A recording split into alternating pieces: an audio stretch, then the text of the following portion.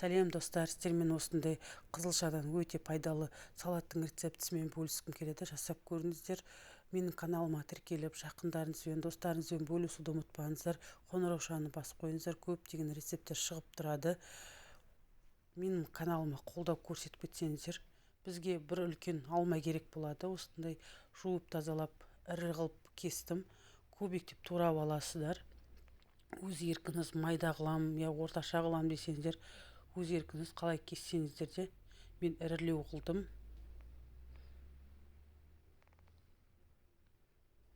Бізге 4-5 орташа қызылша керек болады. Онда жуып тазалап пісіріп аласыздар алдын ала.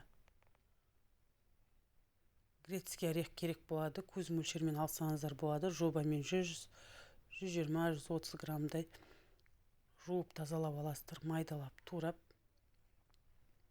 Мен көз мөлшермен алдым шамалы.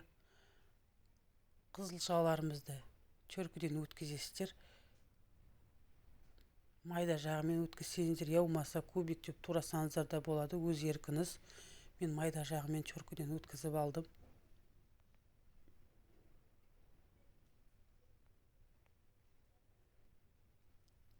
Тағы да орташа алма алдым. Молдау қылып салайын деп. Осылай кубиктеп тағы да турап салып жібересіздер үстіне.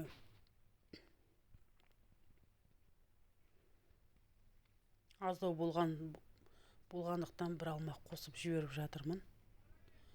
Шамалы тұз саласыздар. Болар болмас татымына қарай. Шамалы сұйық май қосасыздар, я болмаса зәйтүн майын қоссаңыздар да болады.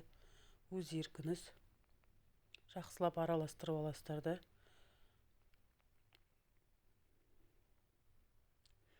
Кез келген тағаммен ұсынсаңыздар да болады. Кейбір адамның қан аздықтарына өте пайдалы салат. Анемияға жасап көріңіздер. Менің каналыма тіркеліп кетуді ұмытпаңыздар. Қолдау күтемін сіздерден. Ас болсын. Жасап көріңіздер. Сау болыңыздар.